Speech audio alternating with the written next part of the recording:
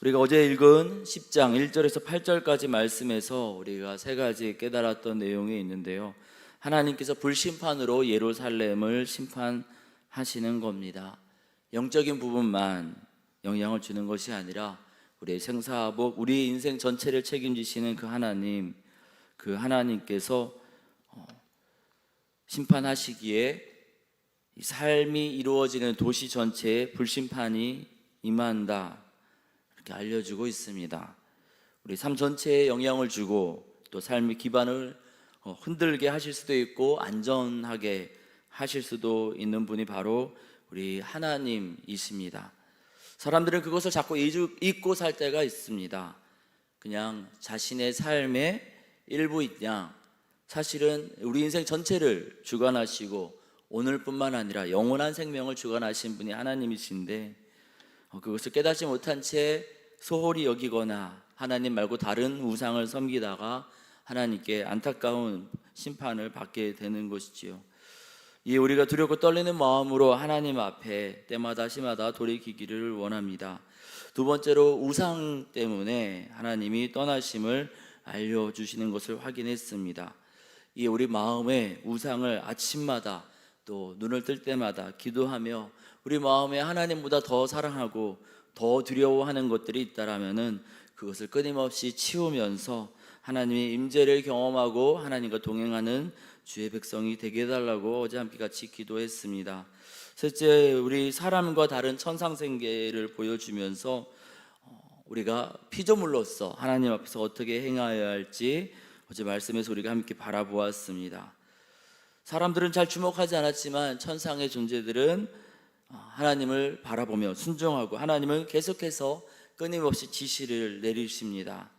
우리가 영적인 눈을 열면은 하나님이 쉬지 않으시고 일하시는 것을 우리가 바라보게 될 터인데, 우리의 영의 눈을 열어서 하나님의 일하심을 보고 하나님의 음성에 귀 기울이면서 천상의 존재들처럼 순종함으로 나아가는 주의 백성이 되게 해달라고 우리가 어제 말씀에 비추어서 세 가지 기도 제목 가지고 기도했습니다. 오늘 우리가 읽은 10장 9절에서 22절까지의 말씀에서도 세 가지 기도 제목을 얻게 되는데요. 첫 번째, 창조의 주님이 심판의 주님이심을 우리가 다시금 깨닫게 됩니다.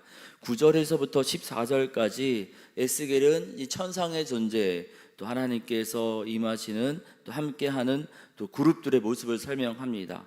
14절에 이제 비슷한 내용들이 나오는데 그룹의 내면의 모습을 그룹의 얼굴, 사람, 사자, 독수리로 이렇게 표현을 합니다. 1장에서는 사람, 사자, 소, 독수리였는데 이 소 대신에 그룹의 얼굴이 들어간 것이죠. 그래서 이게 좀 다른 것인가 했는데 15절에 그발 강가에서 보았던 것과 같은 것이다. 그리고 20절에 그발 강가에서 보던 이스라엘 하나님 아래에 있던 생물이라. 그리고 또 22절에도 그발 강가에서 보던 얼굴이다, 이렇게 이야기를 합니다. 위로하시며 포로로 끌려가 있는 에스겔을 위로하셨던 그 하나님과 그 하나님이 다스리시던 또 함께 하시던 그룹, 그런데 지금 10장에서는 심판하시는 하나님의 모습으로 나타나고 있습니다. 다른 분인 줄 알았는데 같은 분, 또 같은 하나님의 다스림을 받는 그룹들이라는 것을 깨닫게 되었다라는 것이죠. 하나님은 만물을 있게 하신 창조의 주이시며 우리를 위로하시는 위로의 주인이시며 동시에 심판하시는 분이십니다. 이것을 에스겔이 깨닫고 다른 분인 줄 알았는데 같은 분이다, 계속해서 이야기하고 있습니다. 우리는 하나님을 자비와 용서의 하나님으로만 생각하고 싶을 때가 있습니다. 맞습니다. 자비와 용서의 하나님이시지만 동시에 하나님은 심판하시는 분이십니다. 하나님은 출애굽기 20장에서 10계명을 들려주시면서 이제 이 2계명으로 우상숭배 금지 계명을 주시면서 축복은 1000대에 이르도록, 그리고 저주는 3, 4대에 걸쳐서 내리신다 하십니다. 복 주시려고 작정하신 분이라는 뜻이죠. 이 비율로 따지면 복음 100%면은 저주는 0.3, 0.4%지 않습니까? 그런데 복만 주시는 것이 아니라 벌도 심판도 하시는 분이라는 것을 알려주시는 장면이기도 합니다.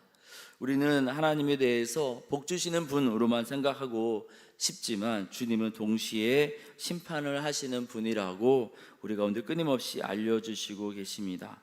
이 심판의 일을 감당하실 때 우리 주님은 백성들을 더 세심하게 신경 쓰시는 것을 알려줍니다. 18절 말씀 보니까요, 이제 하나님이 떠나신다 하시는데, 이 떠나실 때 또 심판하시며 떠나실 때 10장 12절에 보니까요, 그룹에 이 바퀴에 눈이 가득하다 이야기합니다. 이 살피시는 눈이 그 바퀴에 가득한 것이지요.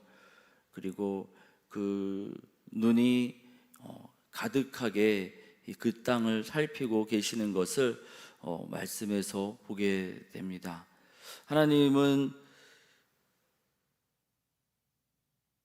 심판하실 때 그냥 심판하시는 것이 아니라 또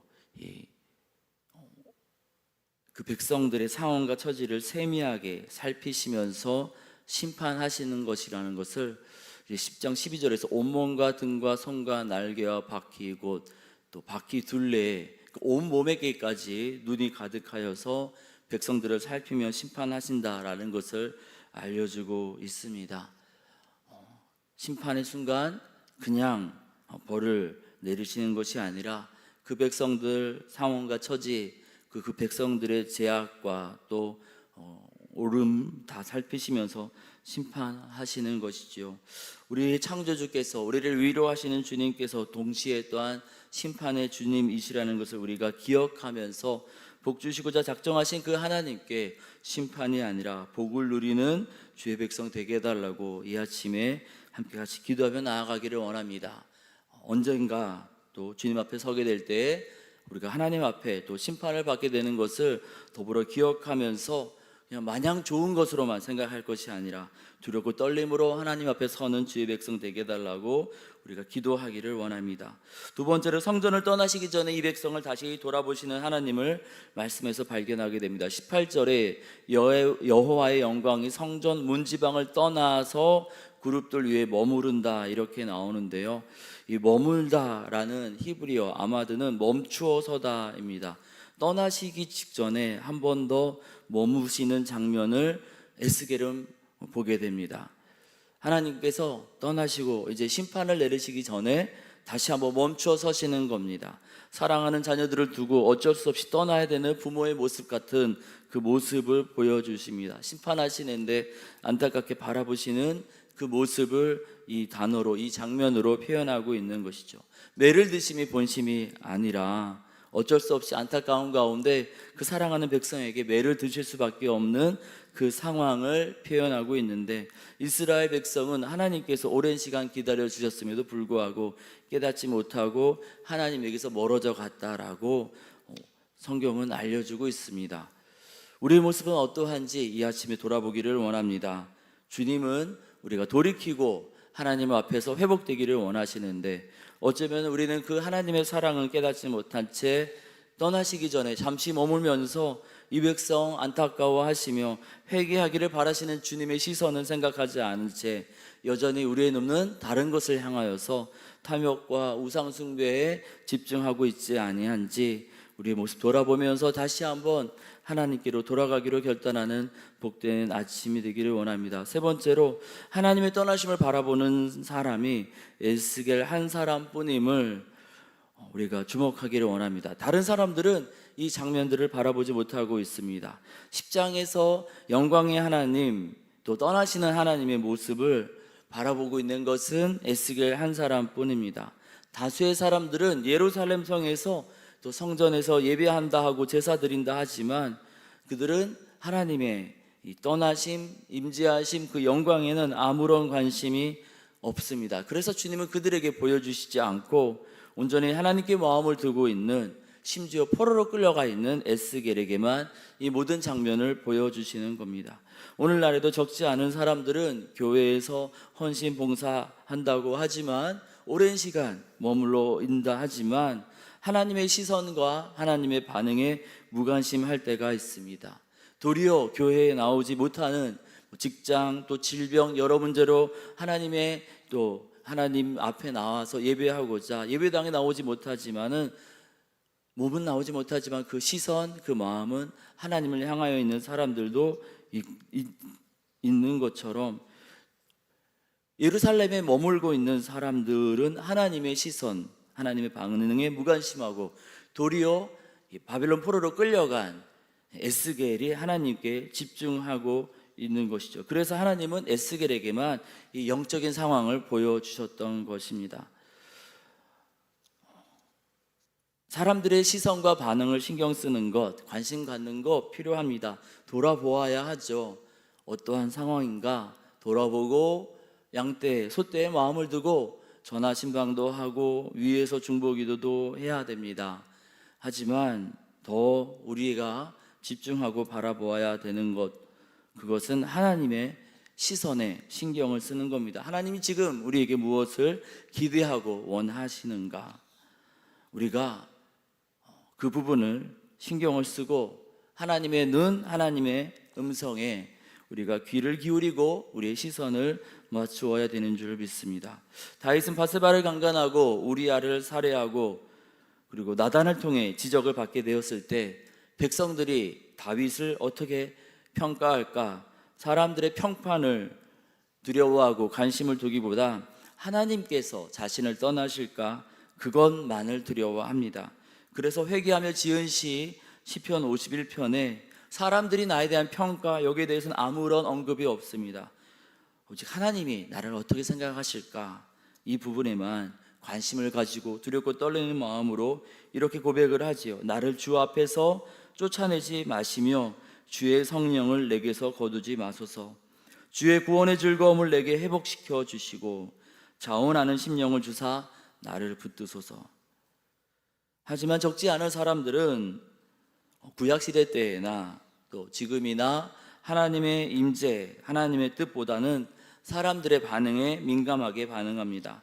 사울 왕은 사무엘 선지자가 오지 않는다 하여서 먼저 제사를 드린 이후에 사무엘 선지자가 와서 왜 제사를 드렸느냐 꾸짖자 그때 제사를 드린 이유를 세 가지로 이야기하는데 하나님은 등장하지 않습니다.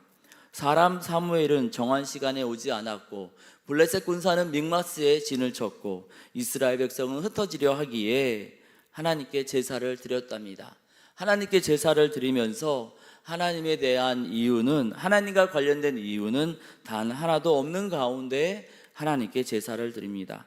하나님께는 단 하나의 관심도 없는 채 하나님께 이런저런 예배를 끊임없이 드리고 또 몸된 교회 안에서 이런저런 봉사를 했던 것입니다.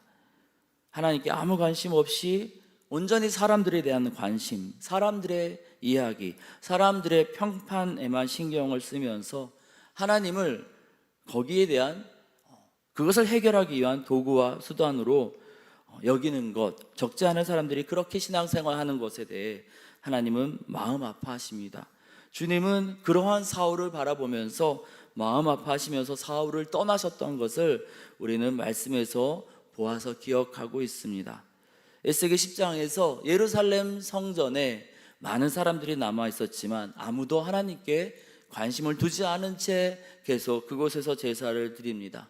그러나 바벨론 포로로 끌려간 에스겔 한 사람만 그발강가에서 여전히 하나님께 관심을 두고 하나님께 마음을 두고 하나님의 시선에 집중하였기에 하나님은 예루살렘 성전이 아니라 예루살렘 성전에 갈 수 없었던 그발강가의 사람 에스겔에게 하나님의 영광을 보여주시고 하나님의 계획을 보여주시고 하나님의 안타까움을 보여주시면서 하나님이 드디어 결국 예루살렘 성전을 떠나시는 것을 보여주셨던 겁니다.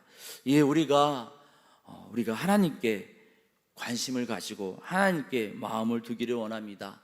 땅의 사람들에게 인기를 얻기 위해서 하나님을 도구와 수단으로 여기는 것이 아니라 우리 상황과 처지가 어떠하든 에스겔처럼 우리 하나님께 시선을 두고 하나님을 바라보며 하나님이 나에게 원하시는 것이 무엇일까 아침마다 여쭤보며 매일매일의 삶을 하나님과 동행하는 주의 백성 되게 해달라고 기도하기를 원합니다.